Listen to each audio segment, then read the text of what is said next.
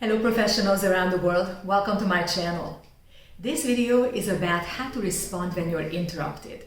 There are many innocent kind of interruptions, but today what I'm going to address is the interruption when someone deliberately tries to stop you, take your time, steal the floor from you. It happens. What to do in this particular kind of situation is the topic of today's video.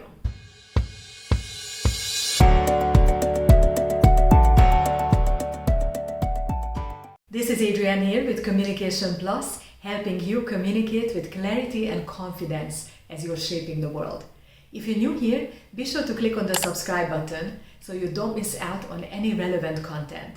It comes your way every Thursday. It's important to note that interruptions often come from a completely innocent place without anyone having any intention to steal your thunder. I've made a video about these cases and I'm going to link this video for you right here in the card and also in the description box below. Go ahead and take a look at it, and that way you'll be in a better position to judge what kind of interruption you're exactly experiencing. I've consulted a number of articles before making this video and I found a particularly excellent one on the topic.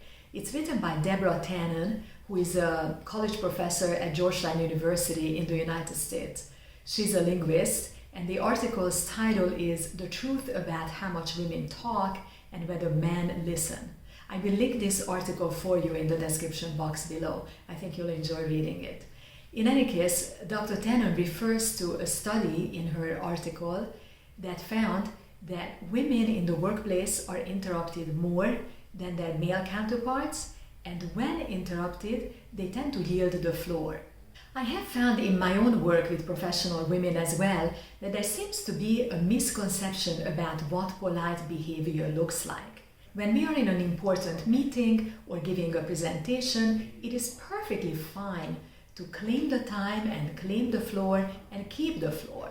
Politeness does not require that we give it up when someone interrupts. A better thing to do is to let the interrupter know that the floor now is ours and we are not done yet. This just makes it clear to all our colleagues that we are ready and willing to contribute to whatever the discussion may be. A recent article in the Journal of the American Bar Association confirms that communication actually breaks down when interruptions are a persistent problem. So face value, it might seem like it's a nice gesture to yield to interrupters and stop talking, but in the long term it's not. I will link this article for you also in the description box below. One way we can try to prevent interruptions is by setting expectations, laying out clearly what the timeline is and when discussion can take place. For example, saying something like, "I will have a 9-minute presentation. After that, I am eager to hear your thoughts on the topic." Or another possibility is something like, "I have a 15-minute presentation and then we'll have a 15-minute Q&A. Now let's see what we can do if, despite having laid out expectations and trying to prevent interruptions, an interruption does happen. First of all, it is very important to remain calm. One of my role models is Ruth Bader Ginsburg, who was one of the justices on the American Supreme Court. Her communication advice for women was, "Act like a lady, take a deep breath and speak calmly."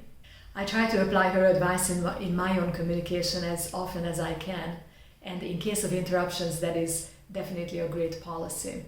So the best thing to do is remain calm and stop the interrupter by just saying one of these short phrases like, "I am talking," or "I'm still talking," "I'm not done yet," "I haven't finished." If one of these short phrases is ineffective, then what surely will work is adding the interrupter's name. For example, "Christine, I'm not done yet." A recent excellent example for this was the vice presidential debate between Senator Kamala Harris and Mike Pence. When Mike Pence interrupted Kamala Harris, she just said, "Mr. Vice President, I'm speaking." I wish I could show this to you. I will try to link this video within my video here, but I might not manage. I'm afraid most of these kind of clips have content ID on them, which means YouTube is not going to let me upload my video if there is a content ID claim.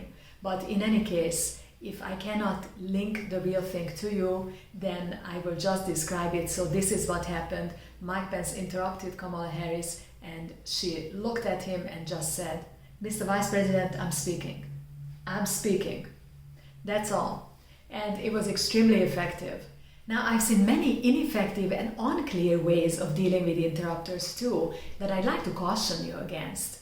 In a previous video, I had said already that we women tend to overuse the phrase sorry. I will link that video for you here in a card.